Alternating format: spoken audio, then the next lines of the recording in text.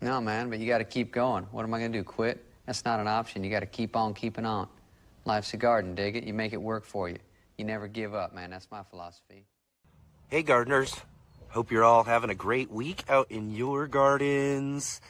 I've been out in the alleyway cleaning up some of our garden beds, getting them ready to plant out some new varieties, but just kind of uncovered and looking at these red onions that I've got growing here. They've got some really nice green stalks, leaves growing here as well, but not seeing any of the rounding or bulbing action going on them, so not too sure what we're going to end up getting ultimately. These were planted out this last fall, but have grown really well throughout our mild winter here this year, so not too sure what'll happen next. If they don't bulb up, will we see maybe a seed stalk or something come up as well too? So we're just going to have to kind of wait and see.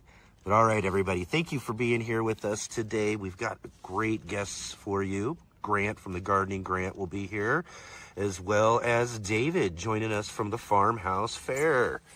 So all right, everybody, let's get growing.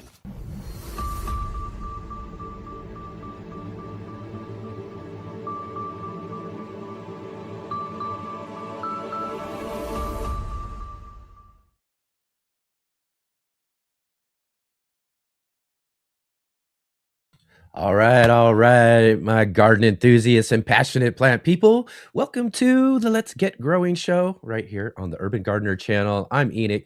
I'm your host today, and we've got a really great show ahead for you here today.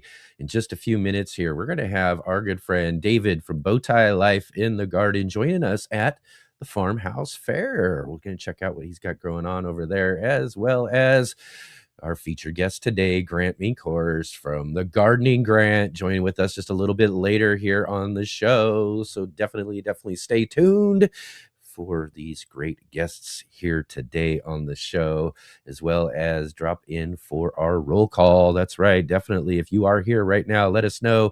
Jump into the chat. Let us know you're here. Let us know what you've got growing on, where you're growing from, all of that sort of stuff there, so that we can get you in on our roll call coming up here in just a few minutes. As well as, let's go ahead and hit that thumbs up, hit the like button, as well as subscribe, bell notification to be notified of all of our upcoming shows, as well as share with all of your garden friends out there. Let them know about the Let's Get Growing show here, our new 3-day gardening weekend. That's right. We're here again every Saturday and Sunday, our usual time, 11 a.m. Pacific, 2 p.m. Eastern.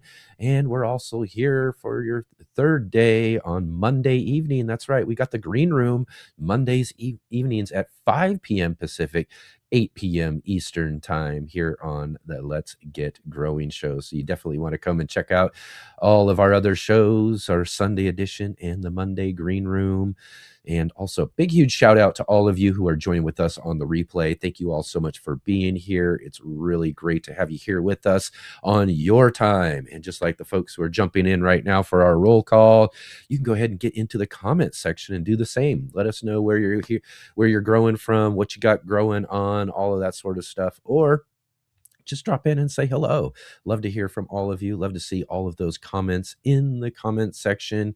And then, like I said, if you are here with us live, definitely join in on the conversation and drop any of your questions or comments. Questions for our guests coming up a little bit later. Love to see all of the great questions from everybody. So definitely drop into the chat and join in on the conversation. It's so wonderful to see everybody here. And I love watching the conversation throughout the show. So awesome to see you all not just enjoying the show, but enjoying each other's company as well too. So again, everybody, there are links down below in the description to our guests. Definitely go click those links, go over and find a video or a post or something like that, and let them know that you saw them here on the Let's Get Growing show. What a great way to support the show and all these awesome guests who take their time to be with us each and every weekend here on the Let's Get Growing show. So right on, everybody. Great to have you here. Like I said, so we got lots coming up here, coming up, as well as bunch of gardening. As I showed you the clip at the beginning of the show, I'm out there working. I'm out there doing things. We had some really, really great weather this week, and been trying to get a couple of hours in each and every day, trying to do something to get this whole mess out there cleaned up and ready to go, because it's springtime. That's right. And let's not forget, it's actually the first day of spring was yesterday. So here we are in the first weekend of spring. This is our favorite time of the year for us gardeners. Everything is anew and ready to grow. And well, I mean, for some of us, I mean, I know there's still some of you in the north who are still waiting a little bit, but hopefully you've got some starts going. You got things that are getting ready to go out into the garden space. But as you saw, I've been out cleaning, getting things ready.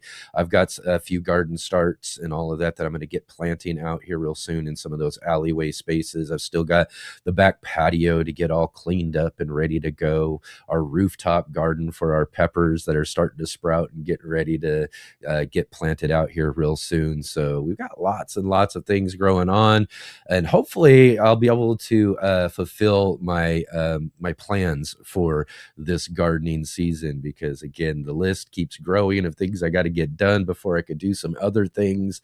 But eventually, hopefully here over the next week, we'll be able to catch up with things, and then I'll be able to get really into getting some things planted out that I want to do this year that I wasn't able to do last year. So hopefully we'll be able to get all of that sort of stuff going, and hopefully that's the case for all of you as well too. Hopefully you're getting everything growing and going out in your garden spaces, and hopefully you're getting to grow all the things that you want to grow this year. I mean, it's going to be a fantastic year, as I look forward and say every single year when it comes to gardening and growing out in our garden spaces. We go in with some really great positive anticipation for what's going to be growing this year. So looking forward to everything that's about to be happening outdoors. Lots and stuff. And as well, I did show last week in our beginning clip all of the blooms coming off of our peach tree. I see the same thing is happening for our pears in the back. We got some apples back there that are starting to really grow and blossom as well. And seeing our fig trees outside are starting to pop out and starting to get those leaves and everything growing, so we can anticipate hopefully some figs not too long down the road as well too. So yeah, lots and lots growing on. And volunteers, things are starting to pop up all over the place as well too. So I got to start figuring out what I'm going to keep and what we're going to let go for some other things that we want to grow in the garden space. So lots and lots growing on. All right, everybody, let's go ahead and get moving on here today. Let's start off real quick here. I'd like to see who's all joining with us today. So I hope you all jumped into the chat already to let us know you're here. Let us know where you're growing from, what you got growing on in your garden, because it's time for roll call. My name is Kevin. Yeah. That is my name. Yeah. They call me Kevin. Yeah. Because that's my name. Roll call. All right. Let's see who we got here in our chat with us today. And of course, right off the bat, let's go ahead and say a big hello and thank you to our good friend the J-Bot joining us here today from Midwestern Ontario in the lee of Lake Huron. And also in our chat, and keep an eye out for all of the links and information and all of that Jay drops into the chat there as our facilitator. And again, if you haven't had a shout out for your channel, if you got a gardening channel there, definitely let us know, and Jay can get a link into the chat for everybody else to go check out what you've got growing on over on your channel. And let's jump in here also and say hello to Craft Organics, saying hello to us here before the show even got started. I also saw that Rob from Rob's Allotment Gardening was in the chat as well too, as we were getting things going on here. And of course, our good friend Adam as well too, our other moderator and chat helper there as well, joining us from Central Point, Oregon, which is just right up the road from me. And he says he'll be listening in while doing his yard work. Again, a really great way to check out the show and watch the show is as you're doing all of your yard and garden work and all of that. You just pop us on and set us to the side there. And as you're getting things done, follow along with all of our great conversations here on the show. Also, let's say hello to Dusty Flats joining with us. Says things are sizzling today once again in Wisconsin. Crazy March temperatures everywhere. Yeah, I've been hearing about that as well too. Again, it's that time of season, right? It's where things are just fluctuating and going all over the place. We've been dealing with this kind of West Coast heat dome. We've been getting a little bit of it. I mean, not as scorching hot temperatures as they've been seeing down in Southern California, Arizona, Nevada, and these sort of places where they're getting well over 100+ degrees over this last week and currently right now. But that's also changing some temperatures, and for everyone else like us up here in Southern Oregon, things are a bit warmer than what they used to be. In fact, we set a record the other day for highest temperature in March for us here in our area too.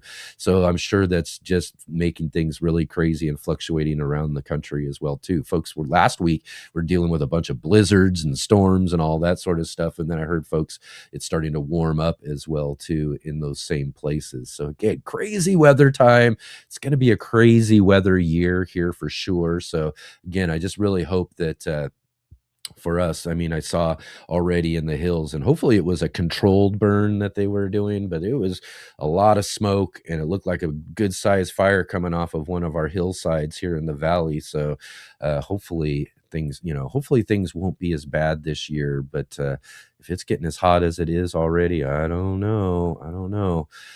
See Rick joining us here. Good to see you, Rick. Good to have you back in here with us too. Rick joining us from the future, way down under in Australia. Great to see you, Rick. Thanks for being here with us today. And also, we've got Big Will Dog joining with us in the soil.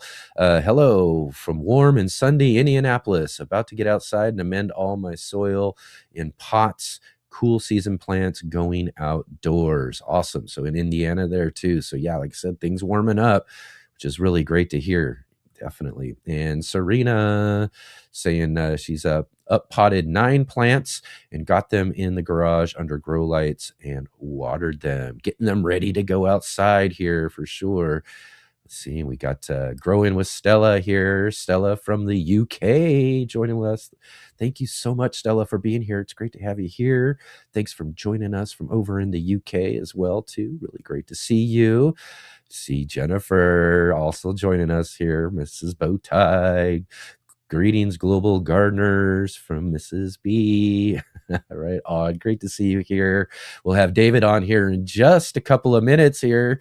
He's hanging out live for us on location there down at the farmhouse fair.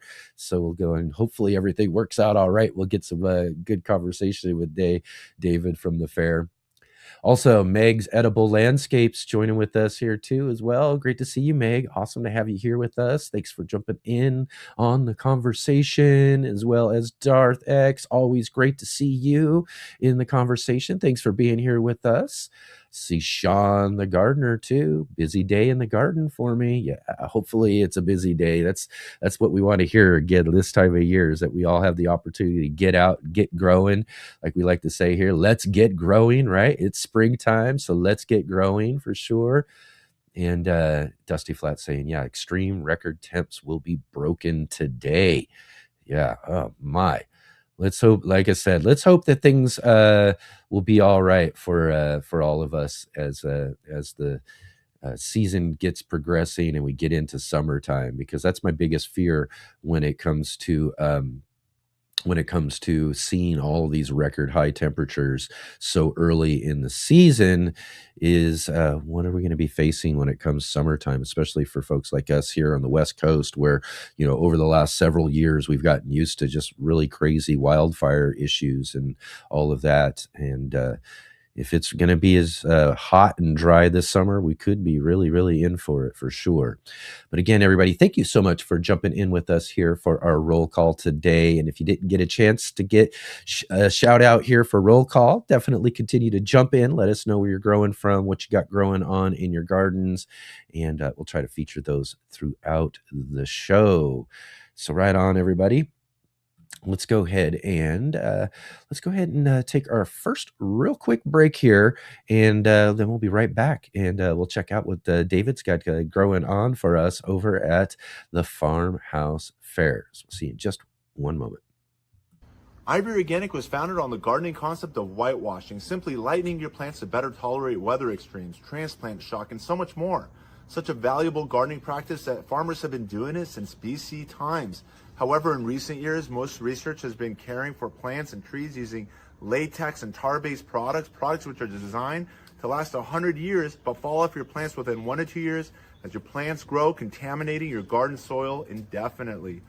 Available in colors white or more natural looking colors such as brown, green, gray, and grayish. Ivy Organic has 2 general categories of whitewash products. The 3-in-1 Plant Guard, which includes 7 natural oils including castor, cinnamon, clove, garlic, peppermint, rosemary, and spearmint, which offer insect and rodent repellent protection, and the whitewash oil-free formula. Both products also have diatomaceous earth in the base ingredients, which naturally offer some insect repellent protection too. As always, keep growing with Ivy Organics and wishing you all happy gardening.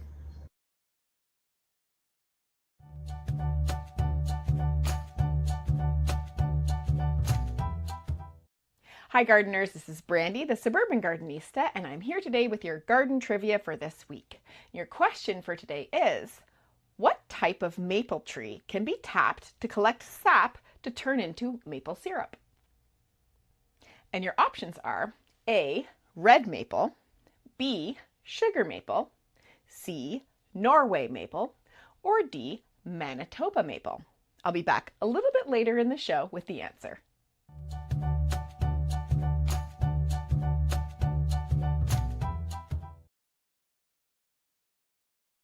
So, all right, all right. Do you know the answer to Brandy's trivia question? Definitely jump into the chat. Let us know what you think the answer is. And here in just a few minutes after our discussion with David, we'll get the answer from Brandy in our next break. But again, thank you everybody for being here. It's great to have you here with us. And also, let's go ahead and see here. I want to make sure we get this right. We're going to go ahead and do this. And it's time for Are You Following Me? Are you following me? Are you following me, dude?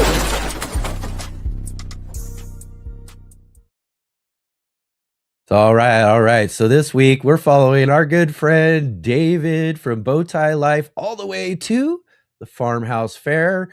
Let's jump in here. Oh, there he is. Hey, we got Mrs. Bowtie as well too. Not Mrs. Bowtie. Sorry. I'm sorry. My camera. I'm seeing someone else on the side. Oh, okay. I'm sorry. My camera's in the way, so I was just kind of guessing, I guess. Mrs. Bowtie's in chat. This is actually Rachel. Rachel, why are you so important? Yes. Okay, here we go. My name is Rachel Wallace. I'm with Dusty Goat Homestead and Lady Skillshare, and we are actually the host of the Farmhouse Fair. The host of the farm. Excellent. We got the host right off the bat. Excellent. Yes, sir. Excellent. So how's the fair going so far today? It's going good. It's been busy and stressful. Busy. I tell you what, this is a success. It's been busy, but it's been a lot of fun, and takes a lot of work to do this, and to see it come to fruition is well worth all the months of work. Oh, right on. Right on. Excellent. That's really good to hear. So yeah, right on. Excellent. So okay, thank you, Rachel. You're welcome. Absolutely. Okay. Go ahead, say what you're saying. Well, right on. I was just going to ask about what all they've got going on there at the fair, at the Farmhouse Fair. Let me just talk a minute here. I'm going to turn the camera around, and so you can see what I'm looking at. And the very first one is a very special booth here, and gentleman here to my left is going to talk to us in a minute. We're a little crowded, but this is Granny B's Treats. And I got to tell you, this is kind of a special booth because I want to show you the flavors here. They have cookies. They have a margarita cookie, a bacon whiskey chocolate chip cookie, an old fashioned cookie. And let me tell you something. They are delicious. They are just amazing. I had to get several for Mrs. Bowtie. And in fact, Do you want the cookie dough one? No. I need this one here. This is the one I tried earlier on the other live stream. Oh yes. And they have free samples here, and it's so cool because that whiskey just gives it this little flavor. It's a very subtle hint. It's just really incredible. Wow, yeah, that definitely sounds like a very fun and interesting combination, and that's what you find at those type of fairs, right? And another Right, good right. reason for going to these type of events and everything too is to grab a hold of some of them samples too, right? Oh yes, absolutely. We bought a few. Yeah, So yeah. tell me your Granny B's treats. Tell me briefly about you and your wife. Okay, we've been doing this for how long now? Probably. In Florida since November, but we were doing it up in West Virginia for a couple years. Yeah. Okay. And she just retired, and she was kind of kicking her feet. Am I gonna do this? Gonna do this? And she finally said, "I'm gonna do it." There you And go. here we are. We have Granny B treats. Yeah. Yeah. Oops, someone forgot their phone. Yep. And you're not going to find these cookies in your granny's cupboard. No, right? These are specialty cookies. So That's great. And- Yeah, it sounds like you got some great choices there. What are some other ones that you got going there besides the one David tried? Well, we got a margarita with a tortilla glaze, an old fashioned, which is a molasses cookie with a bourbon rolled in a bourbon sugar, a trash can. It's two different types of chocolate, caramel, and potato chips. Oh, We have wow. a snick- Potato chips. we have a Love it. snickerdoodle and a salted caramel dark chocolate. We also have something for the gluten-free folks. We have a cookie dough and a key lime and espresso bar. We also have a lemon bar and a pecan bourbon brownie, Wow. which, Wow. which is my favorite. The pecan bourbon brownie. Oh, yeah. I can see that. Oh, Do you have any of those in sample form? I do. Oh, okay. I didn't try this on my show earlier today, so let's do a live tasting. Oh my! Yeah, She's got let's a try one of special. those. She has it. Oops, sorry. You heard She your has it hand. in a special container. So I warned you you're going to want to buy one. Okay, so before you tried it. He warned me. Oh my god, that's a lot of chocolate. Oh, I love that. Oh my goodness. Can't have enough Gooey. chocolate, right, David? No, that was gooey. And okay, I would not have been able to pick out what that flavor was, but there's something extra in There's there. bourbon. Yeah. Oh yeah. There's There's a bourbon. lot of Oh, and there it is. Oh my. Yeah. Yeah. So that was really a good one. Let's go over here to the next one.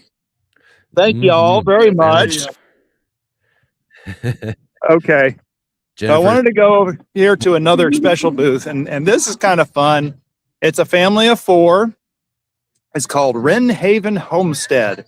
And the spinning, there's the spinning wheel over here. She was over here spinning her own fiber.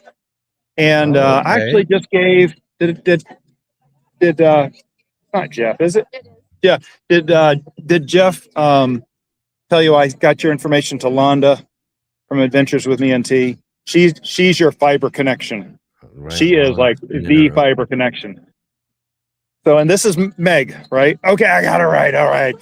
So yeah, and she's been spinning all day and just taking the fiber. And this always fascinates me. Wow. This is mesmerizing. Isn't that cool? Yeah, it really is. Yeah. And then just watching the build up. To that next level, but making your own strings and yarns and things. That's great. Oh, and so yeah, she puts it on another hook and okay. Oh, that is fascinating. And So, what are some of the things that she's making with this here? Oh yeah. We got some beautiful like placemats here. Towels. Ciao. Beautiful fiber. And then little head scarves and Head cowls scarves? and stuff. And there's more towels. more towels and so forth. Cowl, like around your neck. Oh, cowl. Oh, it is a cowl. I see that. Over your head. Oh my gosh. That's woven. Yes, it is. Oh, it's so soft. You can tell that's fresh fiber. And the cool thing here is, young gentleman standing to my left, her son, he actually has his own business here. He's making these little card holders, and it's a little bit of leather with a clasp in it that opens up. I can't do it with one hand very well. There we go. But it opens up, and you can put your business cards in there. It's just the right size. And then his brother, his older brother, is actually making earrings out of the leather. Right on. Oh, you have a pair? There we go. Feathers. Yeah, they look like feathers. So anyway, Wow, how creative. That's awesome. it really is. I told him, I've had a business of my own since I was somewhere around 7 years old. And I've got my business degree in management, and I believe very strongly about young people always having something like that on the Yeah. side. So good job, Mom and Dad. Jeff is not here at the moment, but No, that's great. oh yeah. Love it. Oh, Early David, education and business. yeah. Now, I don't know if you saw me thank you, Meg. I appreciate it. I don't know if you saw me in behind stage. I actually had David the Good speaking with me. And I was so wishing that you could have got me on for 2 seconds, because David was kind of I'm trying to change cameras here. David was standing next to me in the frame. He is speaking on stage right now, though. Right, right, huh? Well, Anyway, that's awesome. Excellent. Yeah, it just so happens to be right in time for him being on stage. So yep, just exactly in the time. So anyway, I do want to go around here to another booth, and I do have certain area which I can get to and still keep most of my signal. Yeah, got one more. That's the biggest thing with roaming around a fair like that, especially out in the open like that. Yeah, it is. Well, let me change the camera so around, far, because so we are good. So far, so good. We're doing pretty good. Yeah, we tested this morning. So we are here in the booth of Bee Leaf Blooms, locally grown. And this young couple here has their own half-acre property, and they are growing flowers. And you have your own florist license now? Nursery license. Nursery license. You don't actually require a license to be a florist, which is a benefit because I've been learning as I grow my own flowers. But I do want to study being a florist to learn a little bit more than what I already know. For now, I'm just learning how to make flower crowns. Yeah, I want to show you this flower crown that she makes. This is all live flowers. Wow, nice. That she constructs herself and grows herself, right? Not these ones. Not those? Okay. I see some. This is winter time. Yes. So we do have a wholesale license to get us through. And about 3 or 4 weeks, my zinnias will be in. I already have some roses about to go. I love zinnias. Those are kind of ones I can put on here. Some of the dehydrated are from last year's garden. Yeah. This is, dehydrated. Okay. Did we get a. Can you see that okay? Yeah. So it's just I think we lost our audio. Hang on. No, there you are. The rose that's been dehydrated. We're losing signal. Okay. So anyway, they have plant starts and all kinds of good stuff here. Am I coming in now? Yeah, I mean, it's a little. I think I've lost it, bit, but no, we're good. You might not be hearing. Okay, me, okay. So I can. But we can. I can hear you now. A little bit. Okay, excellent. Blocky, but we'll show you one more of these crowns. Not everyone really likes the big ones, so it's nice to do a little teeny one. You ever want to feel like a princess? Yeah, this is kind of meant for like little girls with a littler head. Absolutely. You know? And then we can trim out any leaves people don't like, but I like to leave them because I'm a whimsy kind of girl, and some people might like that whimsy. I can tell. So, okay. what kind of flowers do they grow at their farm there? So zinnias, roses. What other things do you grow on your farm? Sunflowers. I have a huge Tithonia that is like our it's about 12 foot tall. It's a Mexican sunflower. So come November is when it's blooming, when everything else is done for. Oh my goodness. What's a few other? Gosh, we have a lot of things. Right now the amaryllises are popping up. Gladiolus bulbs are popping up. Mm-hmm. Yeah, our amaryllis. I had my first amaryllis bloom yesterday. Did you? I recorded it when it was closed and 5 hours later when it was open. Oh, wow. I wish I'd put a camera on it because I could have done a time lapse. Of course, that's what my director, Mrs. Bowtie, said later. I know, I'm like, I can't think of off the top of my head. Oh, Gaillardia blanket flower is a huge one that covers a lot. I like things that will reseed themselves too. We're getting into Coreopsis zotique seed, which is a native What else do we have? I have American Beautyberry. I like the flowers. American Beautyberry. I have one. A bird gifted it to me last year, and I'm cultivating it this year. We actually moved ours from a lot down the street, and then that lot is now cleared off. So all of our actually one of these is the American Beautyberry baby. It's one of my first times doing a cutting and making babies. So, but literally, his mother is now no longer with us. Oh. So, but we have continued her line by doing that. Well, I'm gonna have to take cuttings this year. That was one of the ones I'm doing some air layering with. So, oh, good to know. Yeah, it's just nice to feel like we already have 3 pretty larger solid bushes from that mother, but that mother was the size of this tent. Are you serious? But people, you love to build. I get it, So anyway. Okay, I didn't know it would get that big.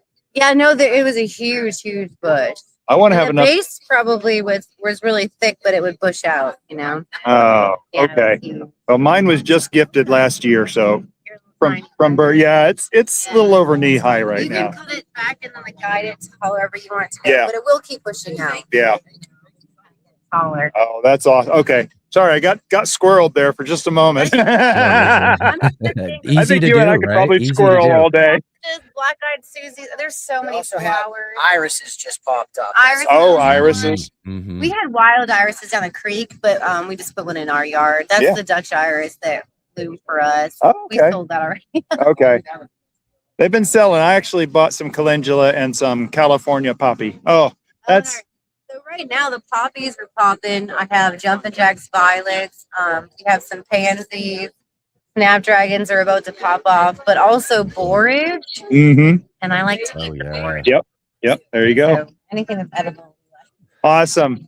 Well, thank you both so much. I'm going to try to get to one more location. Is that okay, Enoch? Absolutely. Yeah, we get. Okay. Let's see what else we got growing on over here at the Farmhouse Fair. Where is this located at now, David? Can you hear me? It is at the Santa Rosa County Fairgrounds outside of Milton, Florida. Okay, excellent. You hear that? Looks like the weather's really nice. Oh, it's gorgeous. You could not have ordered better weather. So, so we have Sherry's Remedy Room. Now, Sherry has been with another organization here recently. She is rebranding. Hey, there's Sherry. And she is selling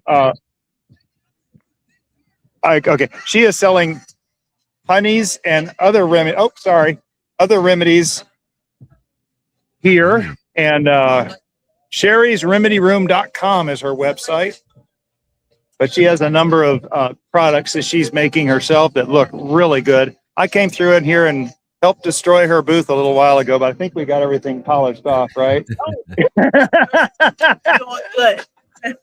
So how long have you been doing this on your own now? So since November, I've been on my own. Since November, okay. I rebranded and blocked some people. Yeah, I know we're getting some background music in here. How loud is that background music to you, Enoch? I'm not hearing it, so I wouldn't worry about it. Tell us a little bit more about what she's got on in there. Well, let me go on to the last one here, and then we can get away from the music. Okay. Now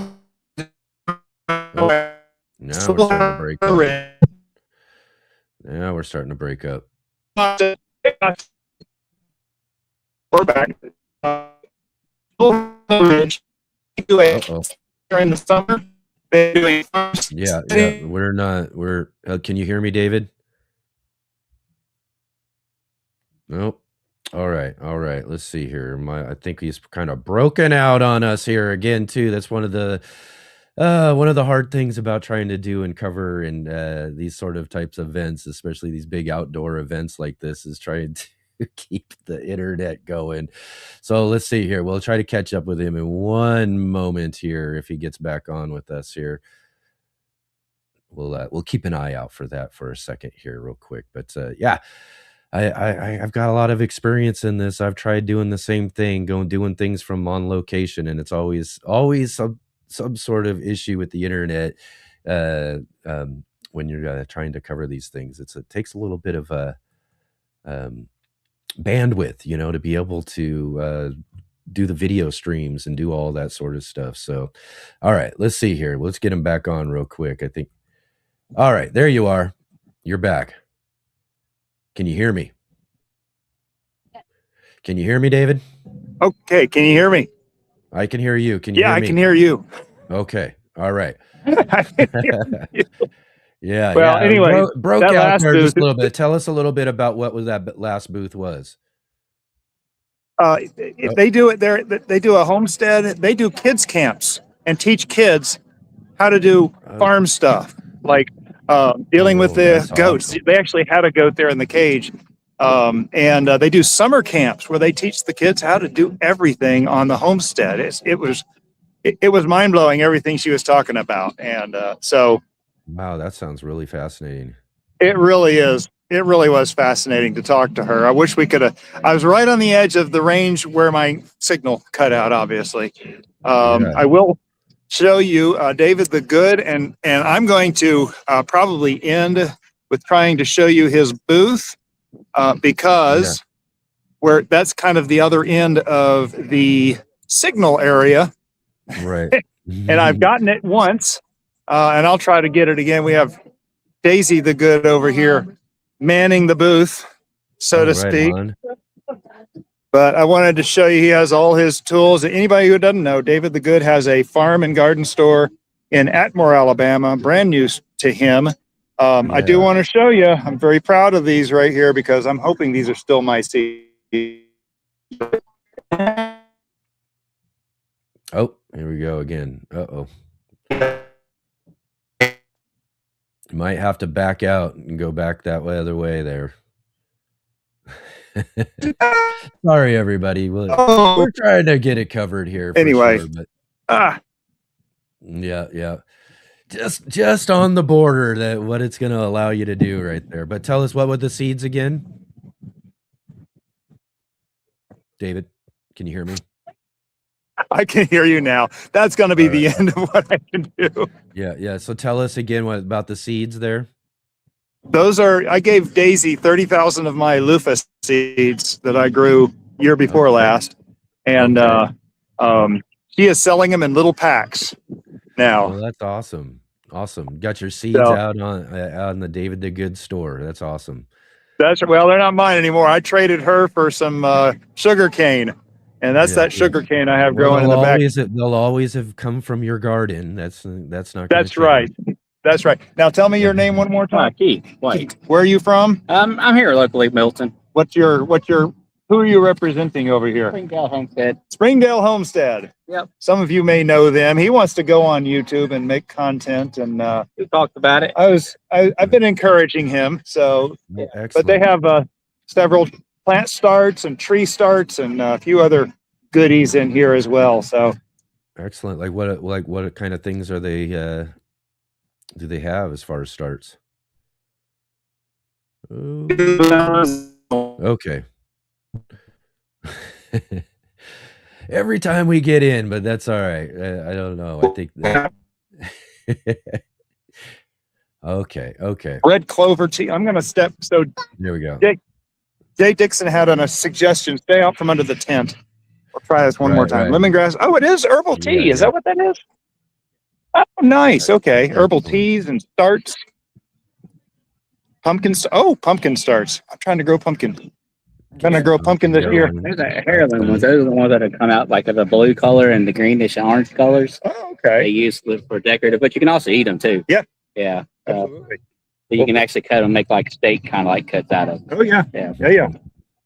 All right, Enoch. I think I've taken up my. Well, again, tell us real quick though. Like, so David's speaking there. So obviously, you get different lectures from folks at the farmhouse fair. Who else is doing some speaking and that sort of stuff? We had Billy Bailey that's talking about foraging, and I actually walked through part of his class. I had to cut out of the class to start this, but he's talking about just what's growing in your yard and what you can eat in a salad, you can steep in a tea, you can smoothie, or you can soup, and there's one other. There's 5 S's that he talked about. And then the gentleman from the Florida, if you look at the website, he's the gentleman from University of Florida. He's talking about hydroponics and so forth. And then, of course, David the Good is talking grocery row gardening. Mm-hmm. Yeah. And there's one more that I can't think of right now. So is this just a one-day event that they have there, or is this a one-day event? I think it's one day. This is the Okay. day I'm here, so for me, yes, it's one day. For you, it's the one day. That's right. Definitely, that makes sense there for sure. So after you're done here, where are you planning on heading? What are you going to be doing there? I'm going to try to get a interview with David the Good and just video it, and with the mics so we can hear it very good. I'd like to get another interview with Rachel that we started with on this segment, and just get a little more information about the event. And we'll be doing something with that. I might send you something off of that, Enoch. But I'm going to do that for the next hour or so, and then from there, I get to go home. Mrs. Bowtie is letting me come home, I think, after 5. So. Oh yeah. You got to be gone until at least 5, right? Don't make content. You're bugging me. She It's needs my a house. break, right? There you go. That's right. How far away from where you're at is this? Do you have to travel to get there? It took me 56 minutes to get here. Okay, not too far away then.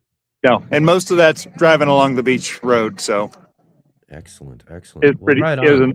It's a nice drive. Well, that's really fantastic, David. Thank you for taking the time to get through all of the internet issues or whatever, which is again to just kind of how it goes doing this. But I guess we got to see a pretty good chunk there about what's going on and everything, and it's always fun to be able to get to check out some of these cool fun live events, because this is really where for us gardeners and growers and all of that, these sort of events are a really fun experience to be able to get out and meet other people who are doing things and all of that sort of stuff, meet some of these great content creators like David the Good, who's out speaking and all of that as well too. So all sorts of fun events going on all over the country, and so you get a chance to go and check some of them out, get out and do that. Look at that, we got a drone out there. That would be fun to take a look at, a little overhead view, right? But again, thanks, David, for getting out and showing us around here at the Farmhouse Fair in Milton, Florida, right? Yes. Well, what do we got here? Some bunnies. Oh yeah. Okay. There we go. Yeah. Right on. Right on. A new home. Yep. Looking for a new home, either in somebody's yard or somebody's stomach. Oh gosh. Yeah. Right on. Right on. Well, again, David, thank you so much for being here with us today. It was really great to have you. And hopefully you have a nice, safe trip back home.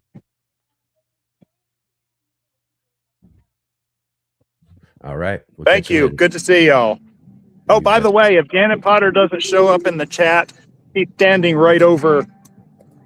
I don't see her right now. I think she's over there right now. Janet Potter you got Janet there too, walked up to me while I was here. What? Yeah. Oh my gosh. Well, you definitely. She didn't want to be on camera. All right. Well, you go say hi to her for me and let her know that we all say hello from the Let's Get Growing show. It's great to always see her. There you go. Excellent. Yeah, I don't see her right now. All right. Take care, David. Have a safe trip home. Best day. Catch you later. All right. We'll be back in just a moment. Hey gardeners, thanks for tuning in to our show today. We'll be right back at it here in just a moment. I just wanted to take a second here to highlight our regular videos and features here on the Urban Gardener channel. Our weekly garden journals,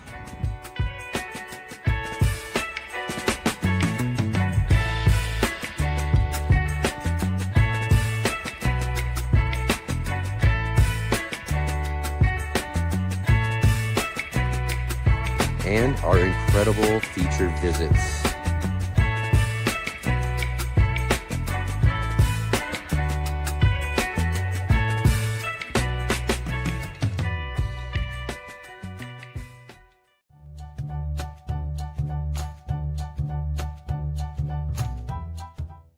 I'm back with the answer to this week's trivia question. Do you know which type of maple tree can be tapped to collect sap to make maple syrup? The correct answer is all of them. Sugar maples are definitely a fan favorite when it comes to tapping maple trees to collect sap to turn into syrup, because they have a higher concentration of sugar in their sap. But you can certainly tap any maple tree, collect that sap, and boil it down into syrup. It might take a little longer because the sugar content is lower and might taste a little bit different, but it will certainly be golden and delicious and mapley as well. And that's your garden trivia for today. Thanks so much for playing. Enjoy the rest of the show and be sure to pop by and say hi at the Suburban Gardenista on YouTube and Instagram. And there'll be a link for you down in the description below. Thanks again and happy gardening.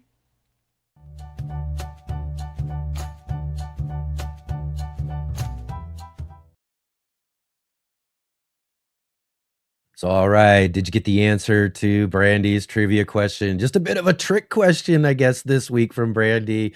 But I didn't know about the fact that you could actually tap all of the different maple trees for maple syrup. But great to know. And again, everybody, check the link down below in the description to Brandy's channel, The Suburban Gardenista. Go say hello and let her know if you got that question right. And then we'll see her again next week for another garden trivia. And if you didn't get a chance to check out the show this last week, we had on with us this last Saturday, Christy Wilhelmy from The Garden Nerd was with us last week. She announced her new book coming out in her garden variety series. So you want to go back and check that out and learn all about her new book coming up, as well as Sophia from One Arizona Garden joined with us last week as well too. Really great to meet Sophia on the show and learn all about her growing down in Arizona. Also, last Sunday for the show on our Sunday edition was our monthly gardening book club. That's right. We got to join with our good friend, Mr. MBC. Mark Roche Colbert joins with us live for In the Garden and co-hosting the book club with us. And this last week, we had joining with us Gary Pilarczyk. Gary Pilarczyk talking all about his book, Growing an Edible Landscape, How to Transform Your Outdoor Space into a Food Garden. Really great conversation with Gary. It's always great to have him on the show with us, but it was really awesome to be able to talk with him all about this just really awesome book that he he wrote about growing an edible landscape. And then again, too, when you join with us on our monthly gardening book club, you get to learn about who our next book club is. And next month for this month, we're featuring Emily Murphy's Grow Now. Yeah, how to go beyond organic, rewild your land, sequester carbon, and support biodiversity. Grow Now by Emily Murphy, our April feature for the monthly gardening book club. So definitely join with us on the third Sunday of April to catch up with that conversation with Emily and her book, Grow Now. Also, yes, that's right. We got 3 shows now. We've got our new show, the Monday evening, The Green Room. And last week on The Green Room, we had Jessica from Dream to Seed joining with us. It was really great to hang out with Jessica and Chad from Down Home Backyard Gardening. And like I've been saying these last few weeks, if you haven't had a chance to check out The Green Room, you've definitely got to come and join with us Monday evenings. That starts at 5 p.m. Pacific, 8 p.m. Eastern, and come and check out all that we've got growing on over there. And then come and check us out this coming Monday for another Green Room. I'll let you know here just a little bit about who we've got coming up for this week's shows. We got a great show for you tomorrow as well, too. So, all right, everybody, it's time for, I know he's waiting in the background here. It's time for our featured guest. You never know when you might learn something, and that's what this is about for me. These are people that I admire. Please welcome my next guest.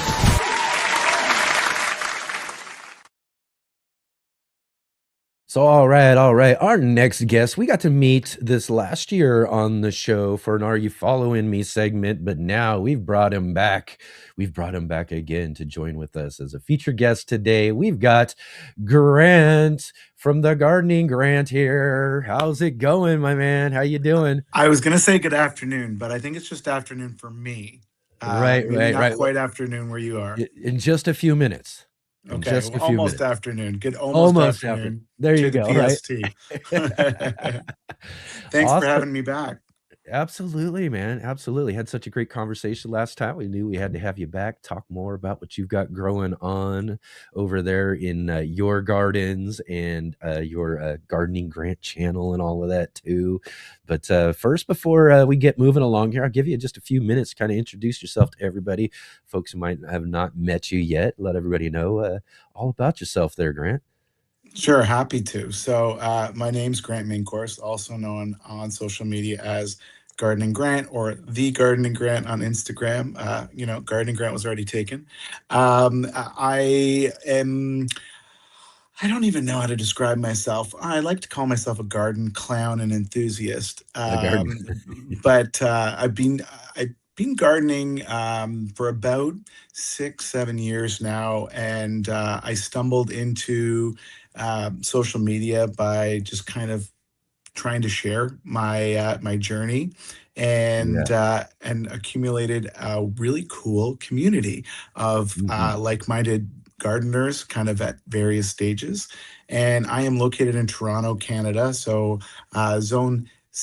technically now zone 7A Canadian zone, but probably aligns with USDA zone 6A.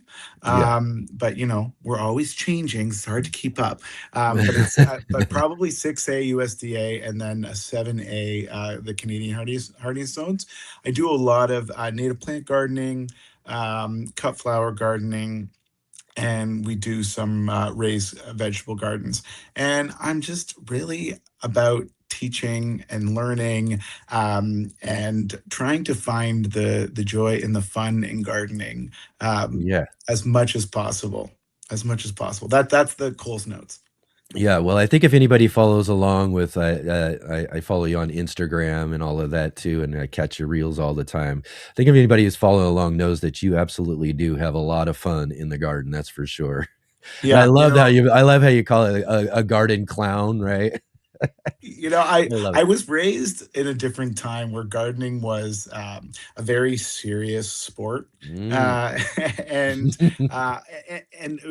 my grandfather was a very serious gardener, and it seemed like a hobby for a specific type of person, and it never really jived with who I was as a person. So when I realized that you could kind of do it and do it your own way, I kind of opened up this whole new world for me. Yeah. Again, I suppose the older generations take it a little bit more seriously about, again, which I think is coming back around too, in the sense of folks, the food prices are out there. I think more and more people are starting to discover that backyard space and what it can do for them as far as producing food. So I think hopefully, and in some senses, folks are taking it seriously and starting to learn and get involved with growing their own food in that sort of way.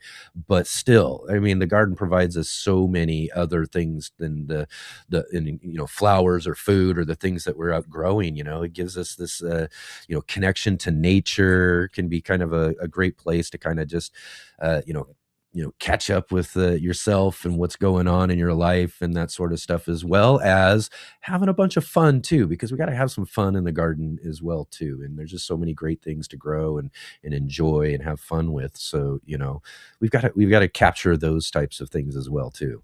Indeed. And there's always something new to learn. There's always something different to do.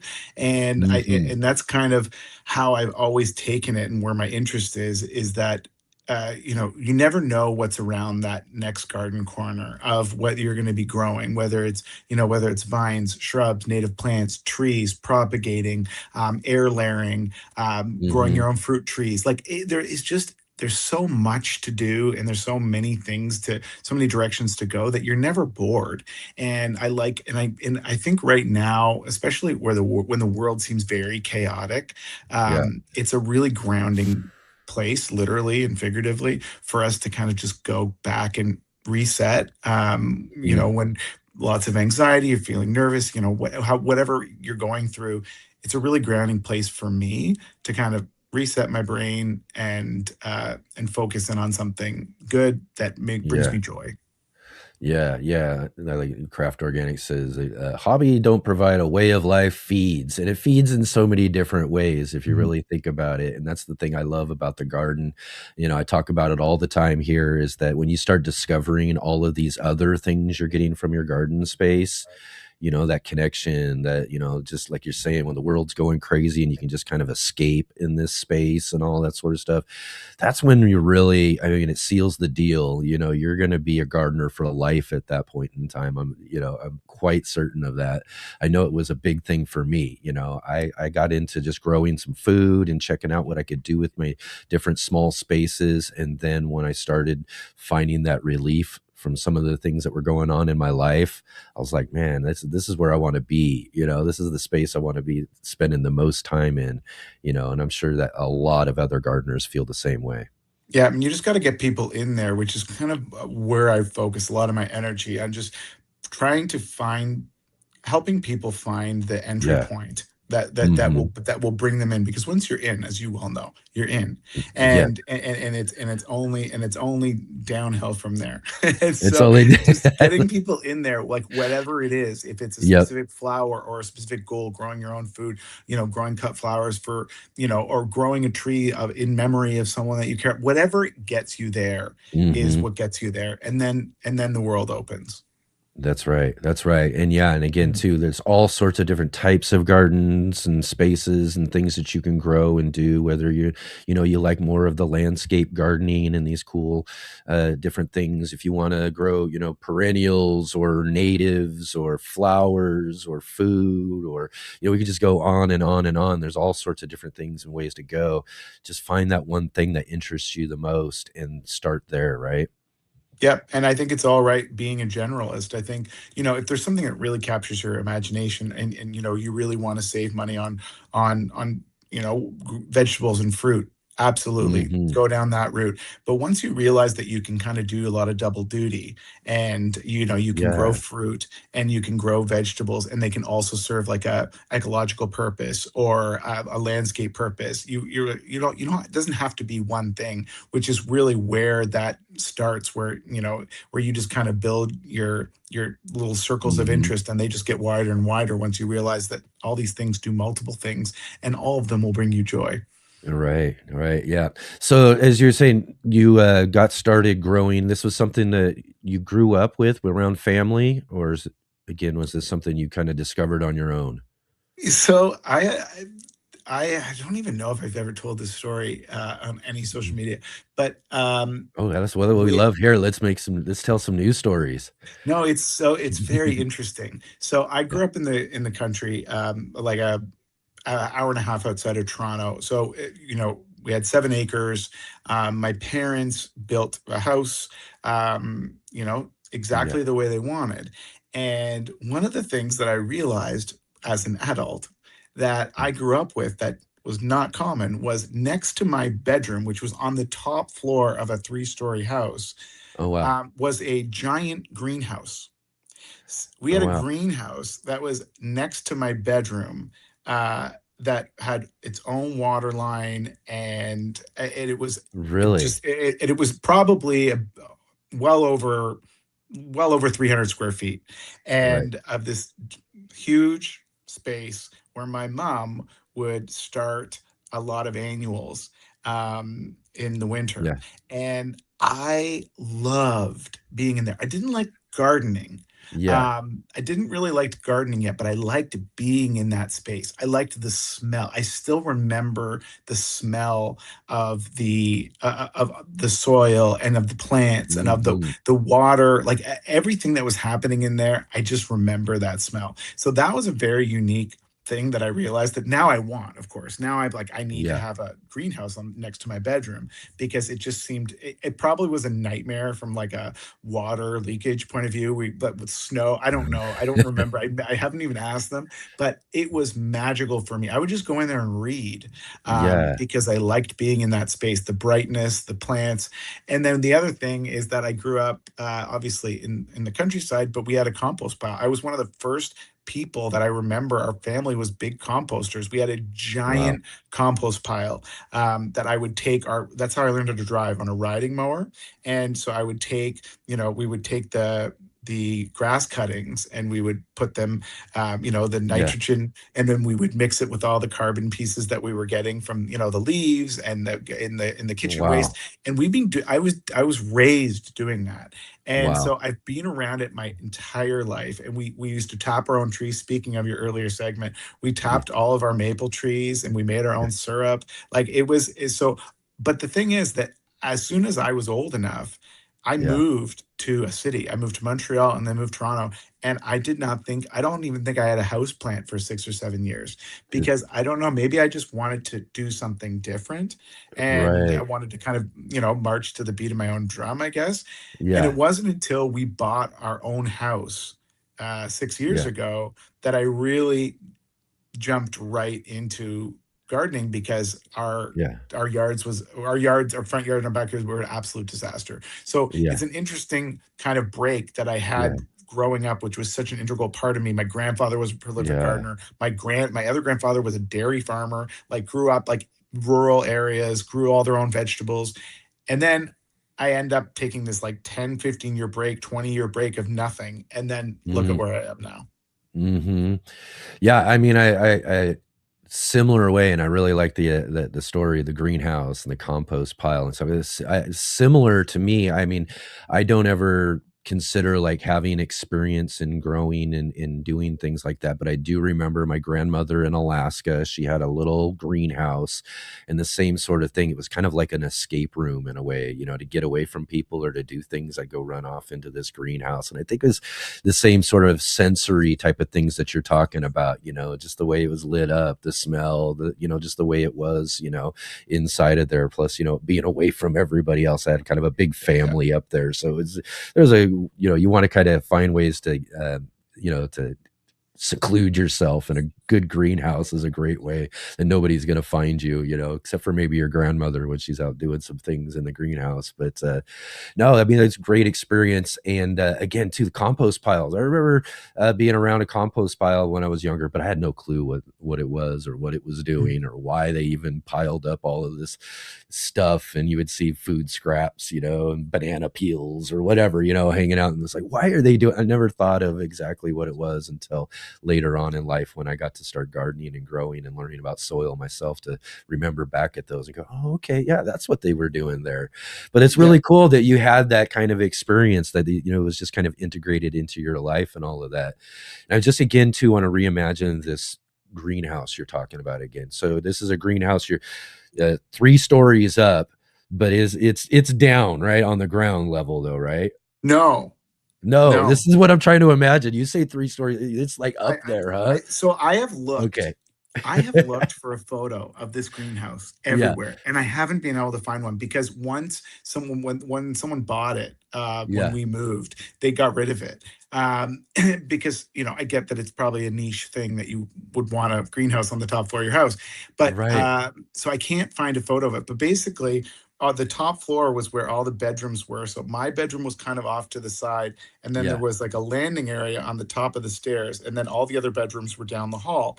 And then this one kind of it was almost like a top floor terrace that jutted out, and then there was the curved glass went over top, and there were a couple of I can't remember the opening mechanisms on them, but I remember Yeah. that it was a curved glass downwards down to the floor, and it was Yeah. 4 sides, like sorry, three sides, I guess, glass. And there was a separate door that went into the greenhouse because it wasn't heated, I don't Mm. believe. But again, I have my mom, I Was peppered there her. like, what was underneath of it then, being up there? So I think it was over top of the kitchen. Okay. There And you go. so it was, I think it was over top of the kitchen. So it had like very solid structure, and it had a really deep sink in it. And then it had benches that went all the way around, and then a middle bench that were two tiers. So there was Yeah. two places where you could do all the potting up, and where there was just tons of space. So on the lower level where all the supplies, soils, trays, and then on the top where the light was, there was just littered around, just like cell trays of mostly geraniums and impatiens, if I remember correctly. Yeah. But I'd have to clarify that with my mom. But that's what I remember. That those are the two plants I really distinctly remember, because geraniums also have a pretty distinct smell. Yeah.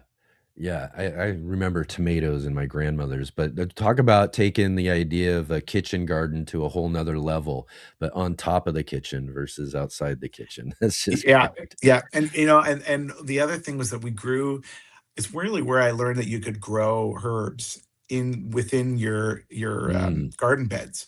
And yeah. I did this thing, and I, again, you're bringing up stories that I've never told online, which I think are so funny.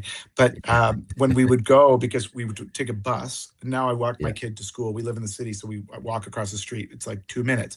But for Yeah. us, we lived in the middle of nowhere. Mhm. So our bus in the morning would pick us up. It was an hour to my school. Yeah. So in the Same morning, we would, experience here. Yep. so you know how it is, like that long, Uh-huh. we were one of the first pickups in the morning. But I remember Mhm. getting my bag, getting my lunch, and then we would walk out the back to walk up the driveway to catch the bus.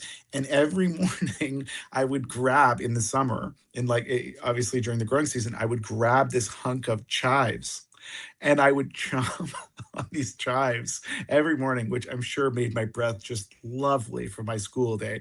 But I loved those chives. And I would just, every morning from whenever they would pop up, probably, June, and then in, September, October, until when it would start snowing, I would eat chives every morning, and I just loved it. I loved having them Mm, there. I just, everything was fresh, which was so nice. yeah. Yeah, I love that. Again, too, our stories are so similar there. I lived my road though too, to get to where we needed to catch the bus, and it was one of the first stops as well too. And this is, imagine the middle of winter in Alaska. We all got our own vehicles around 12 years old. We would get our own beat up vehicle that we could drive the almost 3 miles it took to get to the main road. And then you get to the main road, and then we would catch the bus, which then would be like an hour or so to get to town to where our school was and everything. And it was all, so imagine like being one of the first stops, and the bus is barely warmed up and you're just freezing the whole time. Oh, Just country living, it deep was just country living. my kid will never get it. Like we'll go out in the country, we'll do hikes and everything. But I was like, you don't really understand. Because we were just, we obviously grew up without cable TV. Like, we had 2 channels with rabbit ears and stuff, and you'd Yep. go to the movie store to rent a movie on the weekend. But Yep. really during the week, you just went outside, and doesn't matter the weather, you were out there. Oh So yeah. I just, I was out there taking compost. We had a burning barrel, and, like Mhm. Yep. a riding mower, cutting the grass, weeding, chopping ice. That's really how I grew up. But it's Yep. been interesting to see how I probably applied that deep rooted learning from my childhood to Yep. this whole life I have now in the garden space. Yeah, yeah. It was cool though too, in that sense, as I look back at it, like you said, though, it really is that kind of life that it really forces you outdoors all the time. So you get, being out in the country, the connection to nature, all that sort of stuff. Really awesome. I mean, as tough as those winters were, it was a really great experience overall. I will say though, I always joke with my daughter and all that, is that I got one of those, your old grandparent stories where, I walk, uphill and downhill through 2 feet of snow to get, to and from school. And it was the truth in my case, but Yep. And now, there's 3 inches of snow on the ground, and they cancel school. And oh my I still gosh. Yeah. remember when they would cancel the buses. Mhm. The schools would always stay open, and my mother would be like, "These Minkhorst kids, they're not staying home." She would throw those chains on the tires, and she would take the three of us to school, 20 kilometers to school, drop us off. And so sometimes there were only like 30 kids in the school, but it was our family always. Yeah. Yeah, I know. There was no getting out of school back then either, too, man. No. That's for sure. Yeah, we'd even have like the snow plows literally driving right in front of the school bus just to make sure we got there for sure. Yeah. Like, no, you make sure you get our kids in the school. We need a break from them. Exactly. All right, all right, excellent. So yeah, tell us a little bit about when you first got into growing and gardening there with your new home and all of that, and some of these first things that got you in. We talked about, find that thing that you really like and get you started and get you going and hooked into gardening. Well, what was it for you specifically that really got you like, oh man, I need to get growing in this new home that we have?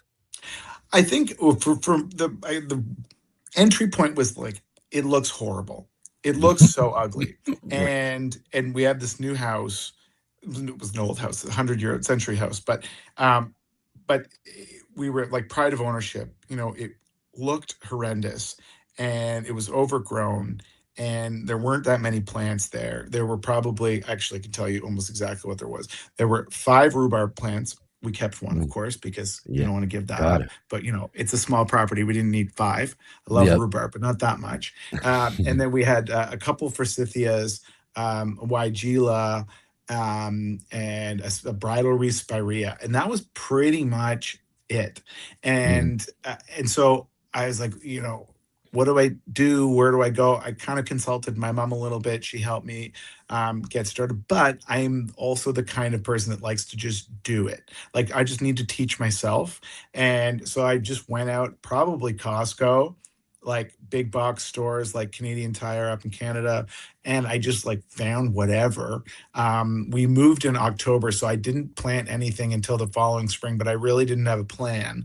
There was only one existing kind of cordoned off garden bed, and I just started planting things that I knew about, that I'd heard, like hydrangeas and hostas. And then my mom would point me in the direction of things like astilbe. But that was like, there weren't any native plants in there. There weren't really any vegetables, any thing that I plant now, but it was an entry point to get me into this space. And then I would, add, do the planters and get the impatiens and the geraniums, whatever I could find, the spike plants, like whatever I kind of thought I remembered, I would do. Mhm. And then as I did more and as I started really, the learning trajectory went up so fast when I started posting online, because one of the things that you well know about the gardening community is people are very supportive and people are Yeah. very encouraging, and people will always lead you, point you in the right direction. Maybe not everybody, but most people in my experience. Mhm. And I think that's when people opened up things like, why don't you try this? Why don't you try this? Don't plant that. That's probably invasive in your region. I didn't even really know what invasive was, honestly. I Yeah. didn't know the difference between invasive and naturalized, and things that were native. Like I didn't understand the nuances and the differences. And so that's when I just started learning more and more and more as people started feeding me more information. And then I started seeking out what else I could learn. And then that added into peonies and planting fall bulbs, and then adding in all these native plants and being like, oh, under New Jersey tea. Oh, an elderberry. Oh, we can eat those berries. Oh, a serviceberry. You can eat those berries as well. And Yeah. it has these gorgeous white blooms. And then what's ground cover? And then basically within 3 years, I had gotten rid of my entire front lawn. And like, it's not a giant front lawn, but it was big Yeah. enough. But like it was probably, 26 Mhm. feet by 35 feet. I'd Yeah. wiped every blade of grass was gone and it was replaced by plants. And I just, because I didn't have enough space. I wanted Yeah. more. I was insatiable. And then we wanted to grow So did vegetables. you set in like garden beds? What type of beds or things did you do with the lawn? No, the lawn in the front was You just just like ripped it out and just plowed started it. plopping flowers in it? Yep, yep, There you yep. go. I Okay. covered it. At first, I was like bringing up the grass, and I was like digging out the grass, and I was like, I Yeah. can't do this. My back's like, I'm 40 something years old. Like my Right. back's killing me. I can't do this the whole thing. So then someone's like, oh, you can do this thing where you take cardboard and then you just cover it with like wood chips. And I was like, great. So I just did that in the fall. And then I was like, oh, great. Now it's all dead. So then I started planting. And then in the back, we put in garden beds. We put in 6 raised beds in the back. So 3 of them were dedicated for vegetables. And then 3 of them are for cut flowers. And then interspersed, obviously, in the garden beds are herbs and rhubarb and asparagus and other things that just kind of work into that. But then the raised garden beds are for the main ones that we eat. Like things like peppers and tomatoes and cucumbers. And then the raised beds, the cut flower beds, are for things that I like to grow that I just enjoy giving away. So snapdragons, dahlias, lisianthus, ranunculus, straw flowers, and so those are just for cut flowers, and then everything else is just like perennial. And through that, then I learned about bloom times and design principles and landscape design principles, and because there's so much to learn, and I could go on and on, but that was what led me to joining my local Master Gardeners group, because I really felt like I had a duty to myself and people who were watching my videos to know what I was talking about. So that's when, now I feel like I have a little bit better grounding, but learning so much every single day. Yeah, yeah, that's again too, as you mentioned, it's one of the great things about being a part of the gardening community, being online and doing that sort of stuff, is that we meet so many awesome people who give us so many different ideas and things. Most of my garden spaces that we use, the small spaces, our earth buckets, all these sort of things that we do are things that I've learned from other folks online, which is really, really makes the gardening community really, really awesome. So tell me again though too, I mean, what was it that motivated you to take this gardening experience that you had and just start putting videos online before you got to really get to know the gardening community? Well, the honest answer is that I ran out of storage space on my phone, and but I wanted to. One of the pieces of gardening advice I got was taking photos of your garden to check your progress, and also to monitor when things are blooming and what you planted and where you planted it. And so I was like, okay, I'll do that. But then I had no storage on my phone, which is a perennial issue, no pun intended, for me.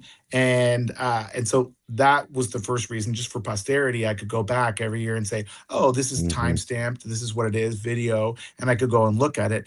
And then that kind of just spiraled to people being interested in what I had to say. And so the first 6 months was like me pretending that I knew what I was talking about and like researching it really as much as I could, and then posting it. But I actually had no idea what I was talking about. And I had very little success. Like I was starting vegetables from seed and I was starting flowers from seed, and maybe I was getting like a 15% survival rate. But I was making it seem like, I got this, everybody. Just follow my lead. And then I like, but you're in good hands. But it was such a failure. But then every year I started picking it up a little bit better because I was learning tips from other people. And then I started to just be a little bit more authentic with what I was saying, and like being like, this is real life. You don't need to nail everything the first time. You don't have to be good at everything. Gardening is about failure. That is how you get good. That is how you get better, is by making mistakes. I've never met a gardener who hasn't killed thousands of plants. Like that is part of the game. And it's we call them learning opportunities, right? Turn our failures into learning opportunities. Embrace it, though. I think one of the best pieces of advice right off the bat for a new gardener, we talked about this last week with our guest last week as well too, is embracing those failures, embracing the mistakes that can be made, and take them on as learning opportunities. First piece of advice, be prepared. These sort of things are going to happen, and you're going to go through plant loss. Things aren't going to grow the way you want them to grow. Pests are going to get in there and deal with things. But all these are things that are learning opportunities for you to get better and better at growing and doing this sort of stuff. Yeah. And that's the fun. Like that is where the joy for me happens, is, going through the progress for me of, using pesticides at one point and being like, yes, this is the easiest way to deal with this.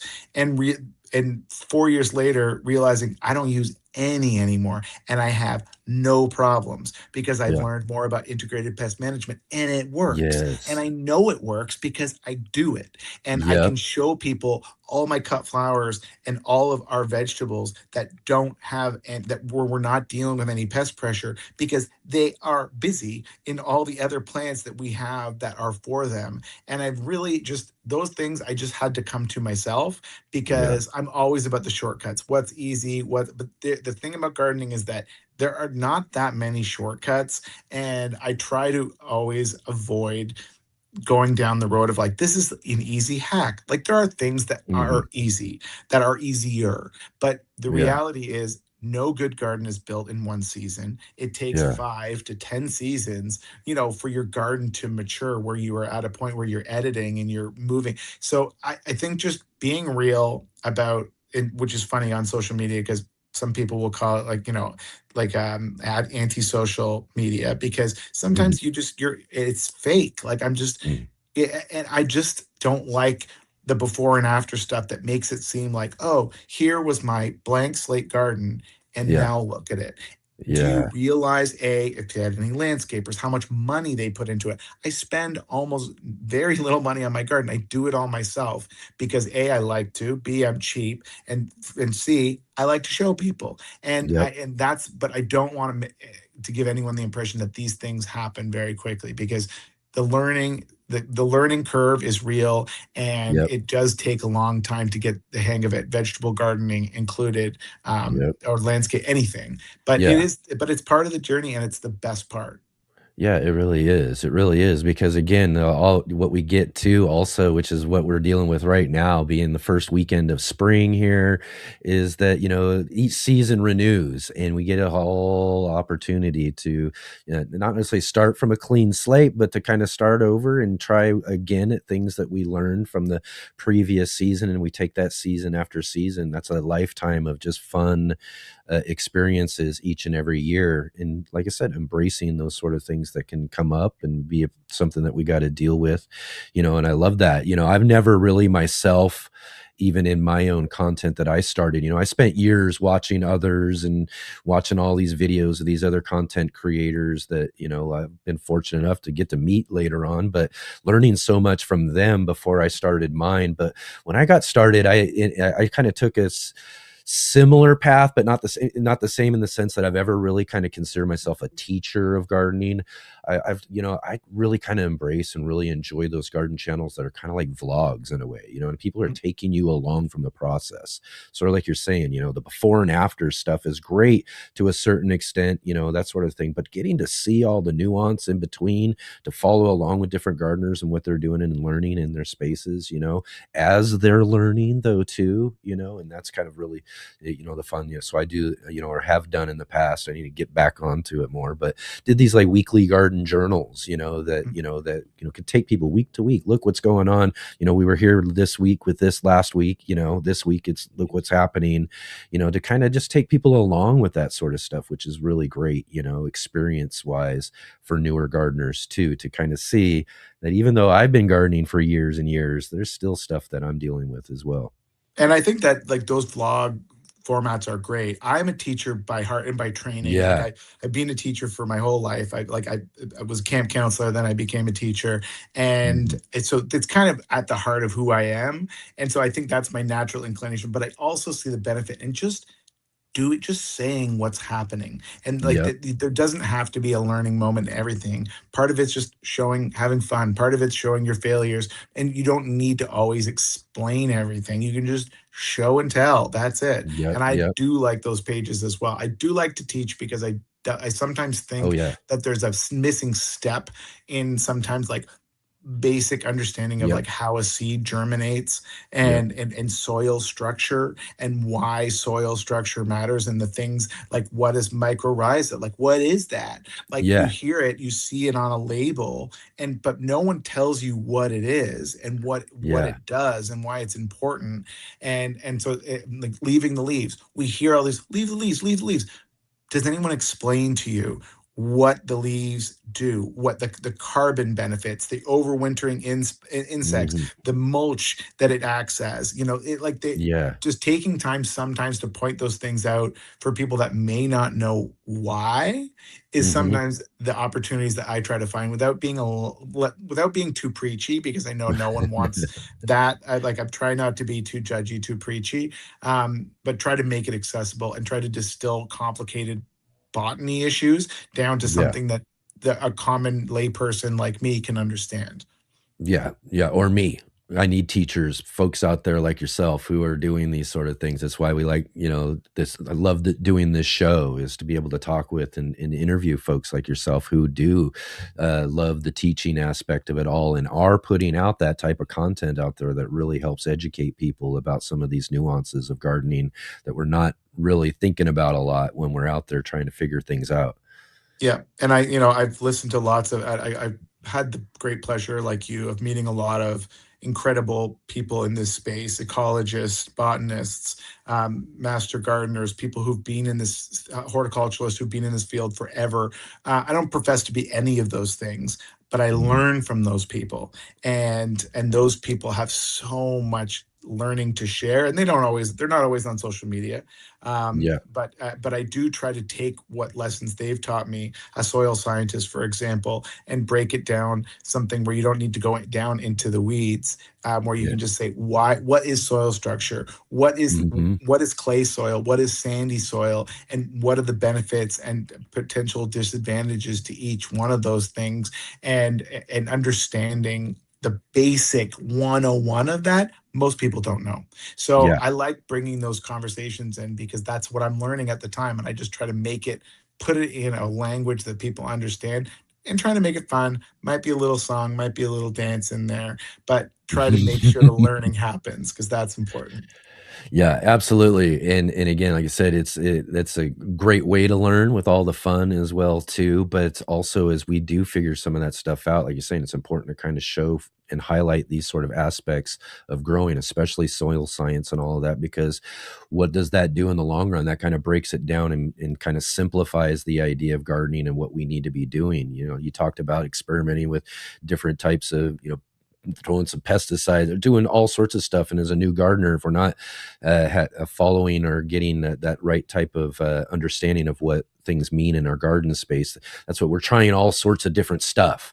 And then if we can really get things down and simplify it for us by folks like yourself, then we can understand how much, we don't need a lot of these sort of things. And we don't need to be putting those sort of things into our gardens to have really great gardens. I love that you mentioned IPM, integrated pest management. I mean, this was a big one for me when I started figuring that out, was because then again, that I was always kind of somewhat organic in my thinking of what doing it. But then, I was still trying all these other organic methods of trying to spray things down, neem oils and doing all these different stuff, that were organic in a sense, but then still learning IPM was like, wait a minute, let's start inviting things into our garden. Let's Yep. bring more life into the garden. And then that's going to start changing that aspect of the pest damage and the things that I was seeing in the garden space, and starting to learn that more and to be able to get on top of that stuff, just again simplified everything down to something that's just really kind of easy and basic and natural, right?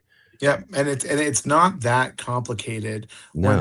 once you kind of start to put the puzzle pieces together. But when Mhm. someone's just telling you something, Yep. as opposed to explaining it and Yep. showing you, Yep. people can tell how many seed starting videos there are, millions out there. But why do you have a humidity dome? Why do you take it off? What is cold stratification? Why is it necessary? What is the evolution of a seed in a cold Mhm. zone versus why, a tomato seed doesn't need cold stratification? Yeah. Understanding that is very, very important when you're trying to help people become lifelong gardeners. Because if you Yep. just tell them do that and then do that and then do that without having a sense of why we do these things and why X is important and Y might not be important, you're kind of missing the point, in my opinion. Mhm. Yeah. All right. Well, we got a few questions in here. Let's go ahead and jump in here. Let's see here. Okay, here's a good question. Jay was asking, what first attracted you to flower gardening? Because that's primarily what got you going, right? Was growing, and you still Yeah. primarily a flower gardener, right? Yeah, I think it was probably part of how I was raised. I always liked having flowers. We had fresh flowers in the house.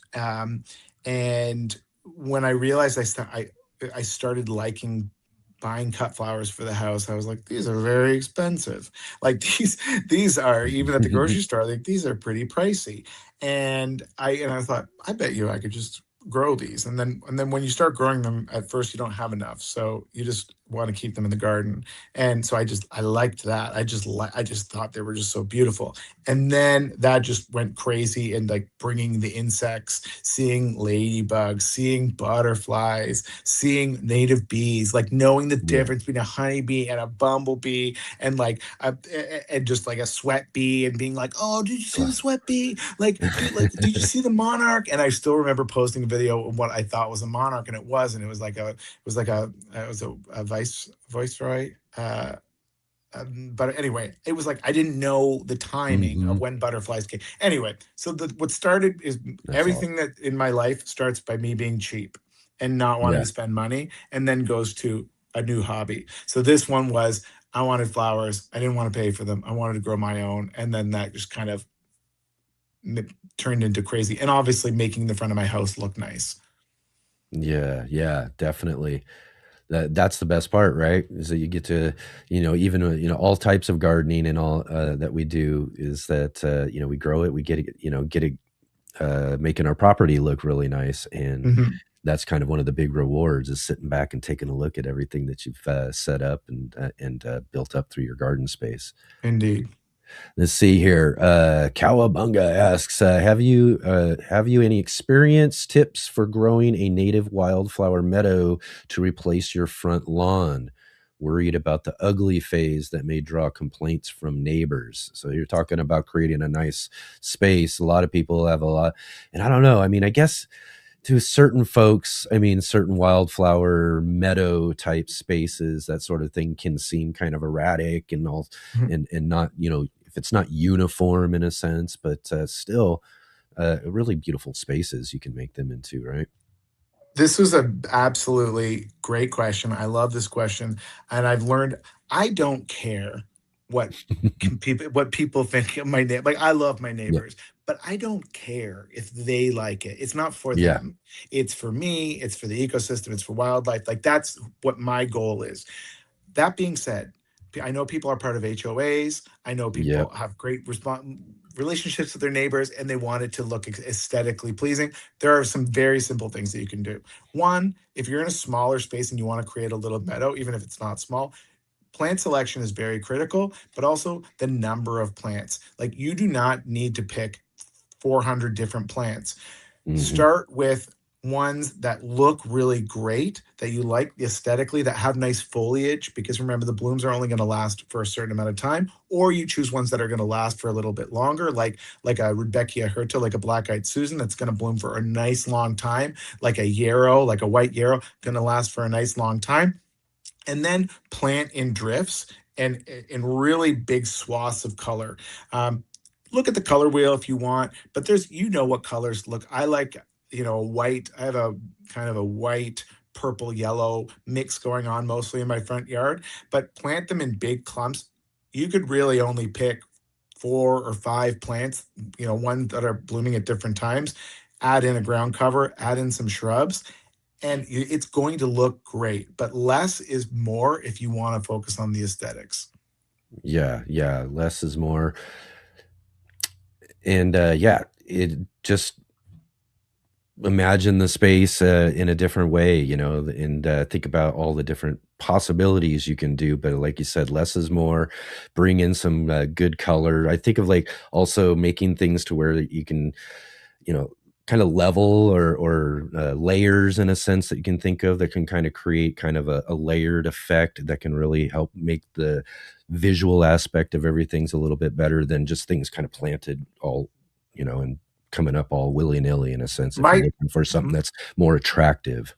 My general rule is that I do about 30% trees and shrubs, and might want to do ornamental trees and shrubs, 20% like grasses and sedges. Those Mm, really add some structure and dimension to the garden. A lot of them will provide a lot of winter interest if you're yeah. in a northern state or any province in Canada. And then in the 50% of perennials that you have, make sure there's a nice balance between low growing ground covers, kind of middle height, 3 to 4 feet, and then your tall plants, your 5, 6+ feet Yeah. babies. Make sure there's a nice balance, and you don't need to have the tall ones. Most conventional wisdom is tall at the back, short in the front. That's not good advice. I think messing around with it, playing around with different heights, and different color schemes is very important. But plant selection is very critical, and choosing fewer plant species and planting them in larger groups is going to be Mhm. your way to an aesthetic wildflower garden for sure. Yeah, right on. Let's see. The Serena was asking, talking about IPM, what kind of plants attract predatory wasps to feed on the hornworms? I I got a pretty simple answer to this one. Go ahead. The plants that attract the hornworms, like your tomato plants and that sort of stuff, because you get those things in your garden, then they're going to bring in some wasps that are going to be looking to find those things. So, pretty simple on that one. Whatever attracts those specific types of pests that are going to bring in wasps, like the other types of, cutworms and things that can show up in your garden that wasps really love, plant those things and grow those things. I've never had a problem attracting wasps. Yeah, that's right. When it comes down to it, they're as long as you got something for them to feed on, they're going to be up and running and flying around and looking at it. I think the biggest thing though too is for folks to be comfortable with those types of predators in their Yeah. garden, though, right? Because I know at first, I not thinking about IPM early on in my early gardens, I'd see wasps, I'm like, what's Yeah. going on, and that sort of thing. And now I can kind of step back a little bit and go, okay, you go do your thing because I need you here in this space. Yeah, and I think knowing that there are some insects like some of the wasps, hornets that may have more aggressive behaviors, Hmm. and knowing to give them a little bit more space, and Yep. but also knowing that bees are never going to come at you. Like they are never going to be Right. the aggressor. And knowing the difference between those will put you at a lot of peace in the garden around, because there's a lot of insect fear from Hmm. people. I learned about people entering gardening as a new hobby, and the reality is, like, worms and bees and ladybugs and even earwigs, like they're not out to get you. They're not looking for you. Hmm.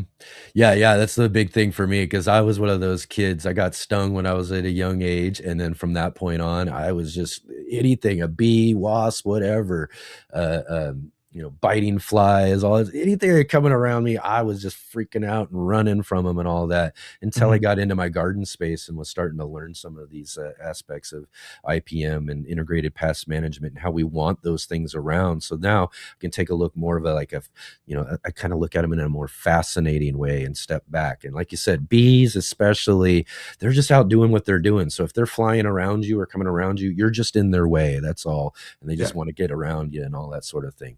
Now there's some wasps out there that can be not so friendly, but they still got a job to do as well. Yeah. Give them a wide berth. Yeah, exactly. Let's see here. Let's get another question. Oh, here we go. Jay was asking, what is the clown part of your gardening? That's great. Great question. So the clown part of the clown part of gardening is like me doing stupid stuff, Yeah. me having fun in the garden. Like when I'm in Hmm. there, I'm not always like weeding. I'm not always like amending the soil. I'm not always harvesting. I'm not always inspecting for hornworms. I am just doing stupid stuff.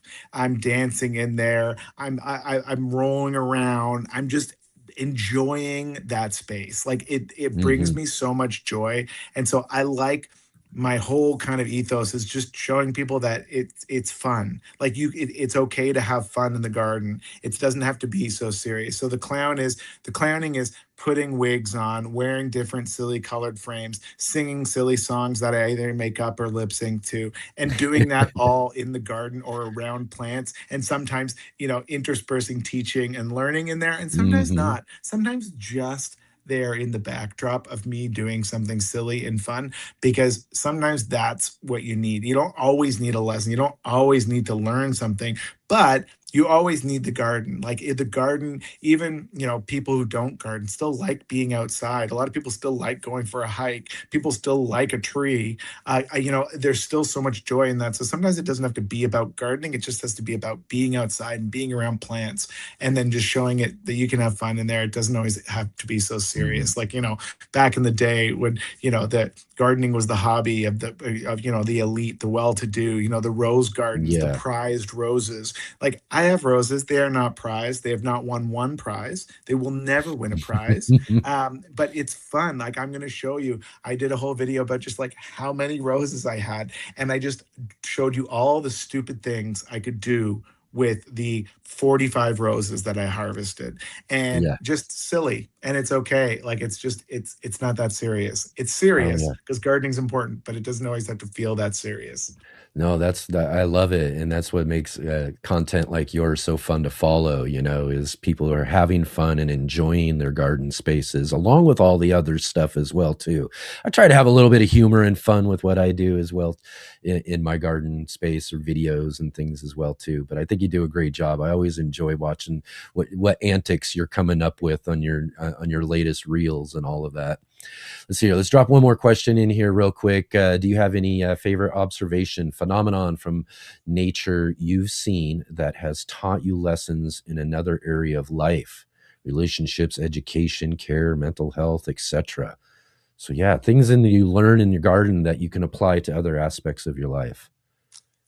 Yeah, I think it's a wonderful, beautiful question. I think just the reciprocal nature Mhm.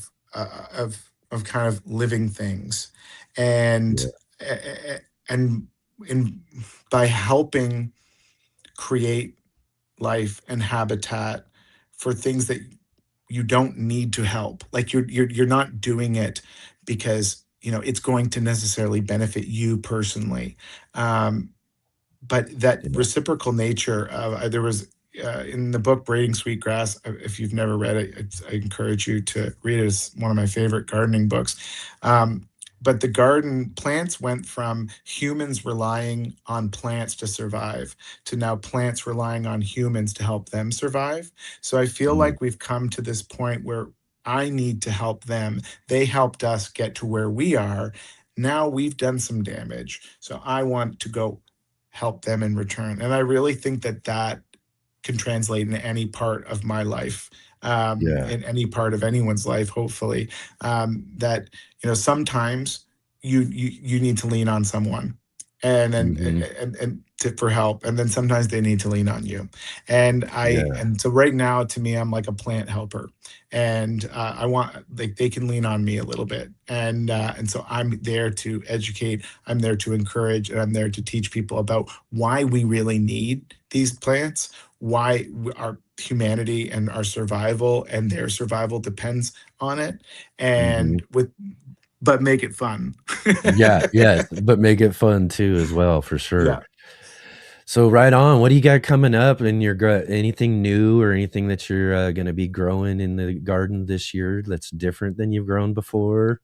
I feel like every now that I've been in this social media circus for a few years now, I always say to myself, just chill out in the winter. And I Yeah. never listen to myself. And so I now everything's kind of very, very busy. I have like 400 plants. I don't even know how many. I just say 400. It could be 500. It could be 300. I'm not sure. Plants started inside, that are going on, vegetables, all the cut flowers, all the annuals. I have a whole bunch of winter sowing that's just starting to sprout outside.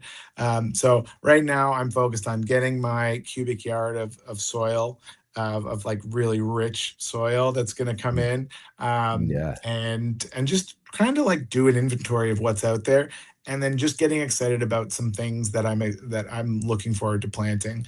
There's always new varieties now. Seed companies, now that I've been in this space for a while, seed companies will send me some new varieties to try out, like some new snapdragons, or I'm going to pick up a whole bunch of dahlia tubers from Flower Farm tomorrow that someone wants to gift to me, and I'm so excited because Yeah. I'm happy to share those with the world because they're very fun and they're very beautiful. So those things I'm excited for. But I have a lot of things in the hopper. Honest to God, Yeah. way too much for me to handle. And I feel the but same way.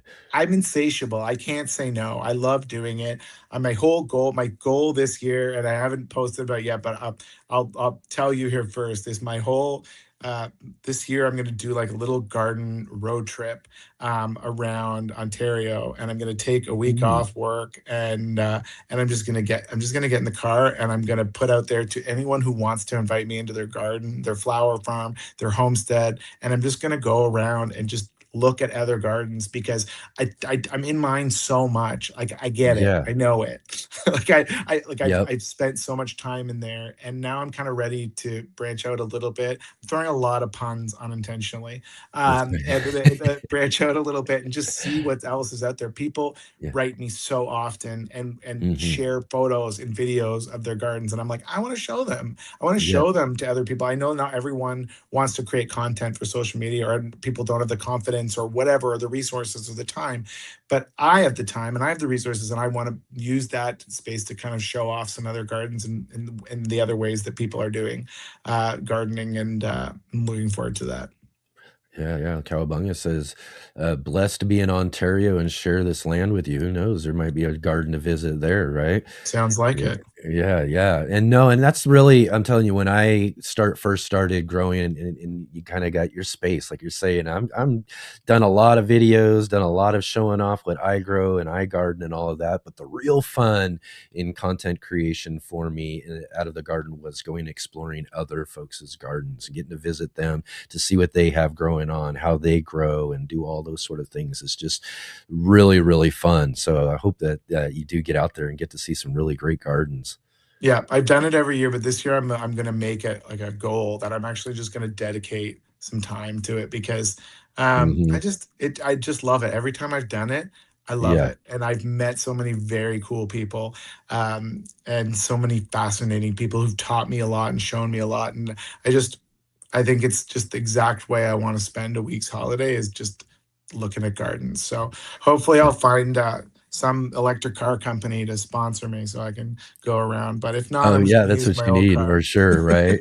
Absolutely. Yeah, yeah, our facilitator, Jay, she's in Ontario as well. Maybe there's a good garden to go check out. Heck And yeah, I know that'd be fun. Brandy, I'm going to hopefully check out Brandy's garden because she's not Yeah. far from me as well. Yeah, you gotta get Brandy for sure. I know, our other co-host for the green room we do, which we're gonna have to get you on sometime as well too. But, Natalie from the Fresh Princess, she has a fun little indoor garden that she does in like in a big, huge grow tent, but she's also doing some outdoor stuff as well too. So yeah, we got lots of people you can go check out for I sure. love that because it really just shows you all the different ways you can garden. You don't need to be in the middle of the country in a full sun spot to grow things. You can Mhm. do it you can do it on a balcony. You can do it inside. You can do it in a community garden or a community plot or a school garden or whatever. Like there's so many It's ways to do endless it. limits there too, endless. Indeed. Yeah. Oh man, that's so great. Awesome. So again, too, let's see here. One more thing I'll ask you about because I know you uh and I can't remember what the event was, but do you get out and do some events, garden fairs, these sort of things like that? Yeah, I'm doing a few appearances. I'm doing a couple. I've done a couple speaking things with Landscape Ontario already. I'm gonna do a few talks at some native plant nurseries around Ontario. A couple social clubs that have Yeah. invited me out to speak. I'm gonna be doing some of those, and then I'm hopefully just gonna be popping up and a little here and there. I was have to balance all these things, so I don't want to overpromise. I like to underpromise and overdeliver. So those Oh, are the there you ones go. I have slated, and then who knows? Then I will start in Ontario, and then hopefully I can go across Canada, across North America, all around the world, because I have really cool people that follow me from every corner, that reach out and show me things, whether it's in like Namibia or New Zealand or Ukraine or parts of the UK or Chile, and I'm like, I need to go there. I want to see. So I like Japan is on my list too. I really Oh want to get my. over to Japan. So anyway, starting small though. Dreams, Starting man. I'm small. telling you, these are my dreams as well too. I've had in my mind the idea of like wanting to like get like an RV or something like that, and then just start traveling around the country, Canada, North America, basically, and just go and visit. I've gotten to meet and know so many people through this show and this channel and all that sort of stuff. It'd be so amazing to just travel around and go visit all these people and make videos and doing it and everything. It'd just be so fun. And then you take it to that whole other level, that go worldwide, get to check out some of the different cultures and how they garden and do different things as well. It's just how amazingly fun would that be? Yeah, and it doesn't have to be like this Netflix production all the time. Like you can just Right. go and just show people. Like I do it all the time when we're Yeah. traveling. My husband's from Spain. Like I show when I'm there. I'm like, here's what gardening, here Mediterranean garden style. Here it is. Like when I was Yeah. over there, when I flew through London, I went to see my friend in London. I went to Kew Gardens. I just show people like this is what like whenever I'm there somewhere, I want to give people a glimpse because not everyone can't go everywhere. So whenever I'm somewhere, it's being intentional. And now I've connected the dots and realized that, oh, there's people that follow me and I follow them who want to show me their garden. So now I have a couple of people who are going to come to my garden this year. I'm going to see a couple of people I follow at their gardens. And I'm very excited because, we don't always have to have parasocial relationships. You can meet people in real life. I know. It's where we get, again, it's kind of our thing, to be out sharing and putting out our content and social media so that people can see it all over. Yeah. But one of the best things about gardening and growing is getting connected with your fellow gardeners, whether that's locally, through, like you're saying, community gardens, doing different things, or getting a chance to, take advantage of a trip or a vacation or something and get out and go check out and meet other folks who are gardening in different places than your own. So again, that human connection is really important, and what a great way to make better human connections than finding fellow gardeners and people who share that same passion. No better way. No better way at all. Well, Grant, here we are, end of the show already. I can just keep going on and talking with you about all sorts of stuff, here, but we do got to finish this up eventually. But just another wonderful conversation. So glad to have you back for the longer talk here, as a featured guest this time. I knew it'd be really a really great conversation. So thanks for being here with us today. My absolute pleasure. Thank you for having me. Yeah, absolutely. And like I said, I'll have to get you an invite out down the road here and come join us on the Green Room. We're having such a fun time with that show there as well too.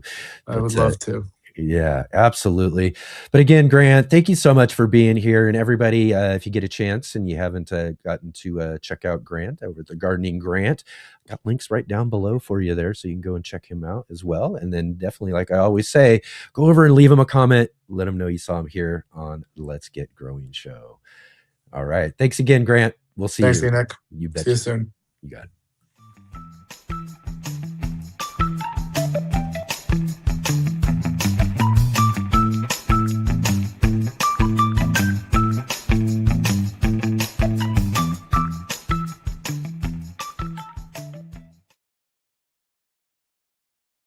All right. There we go. Thanks again to Grant Minkhorst from the Gardening Grant joining with us and hanging out today for our conversation, as well as David from Bowtie Life doing his best he can to cover and take us there for the Farmhouse Fair down in Milton, Florida. Really fun time there as well. So again, thank you to our guests for being here with us today.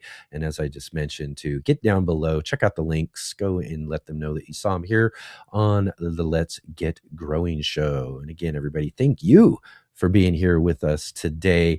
We do have more growing on this weekend. That's right. We're here as your 3-day gardening weekend. That's right. 3-day gardening weekend here. We also got our show, the Sunday edition, coming up tomorrow. That's right. Sunday edition for us tomorrow. We've got our friends Christopher Bransdahl and Kang Starr joining us for a fun roundtable conversation, catching up with them about what they've got growing on.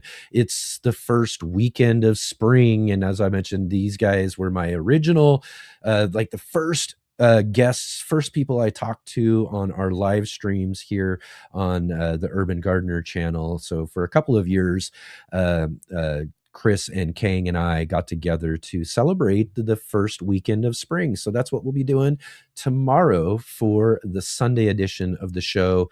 And again, like I said, we're here back again Monday evening, 5 p.m. Pacific, 8 p.m. Eastern for the Green Room.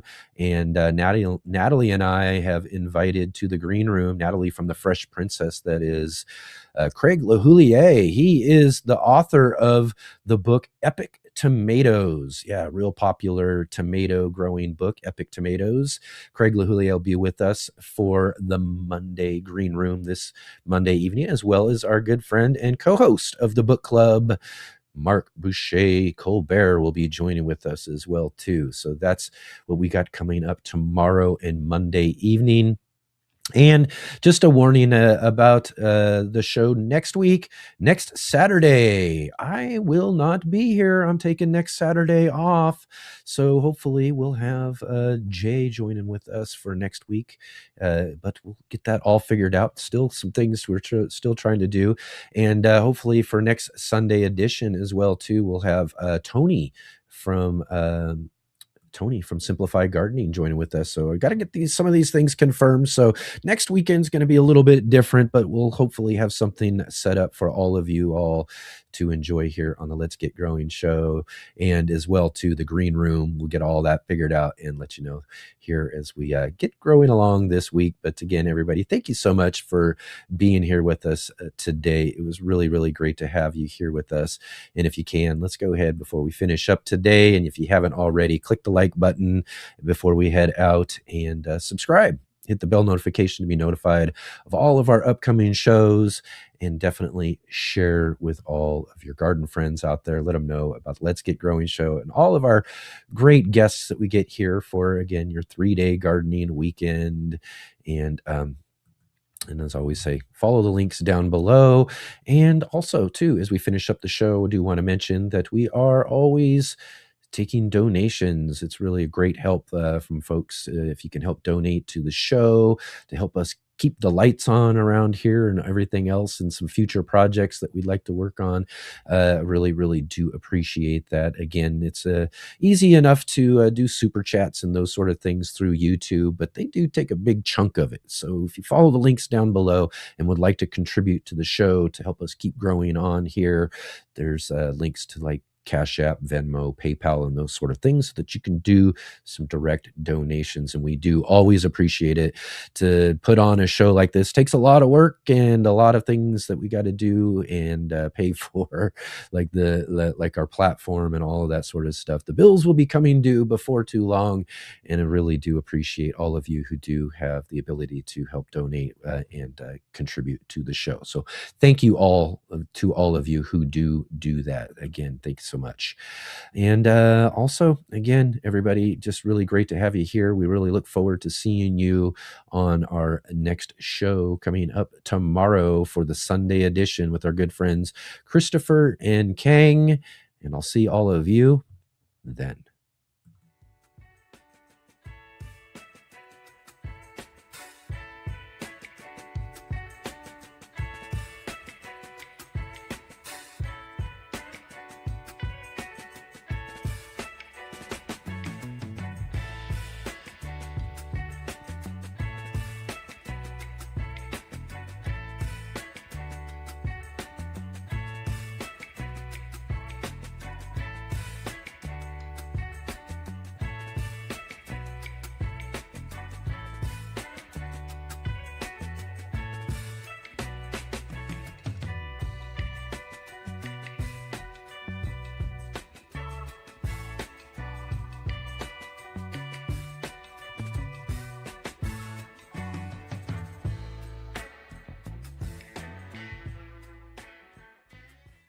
is the ugliest plant in the world, but I love it.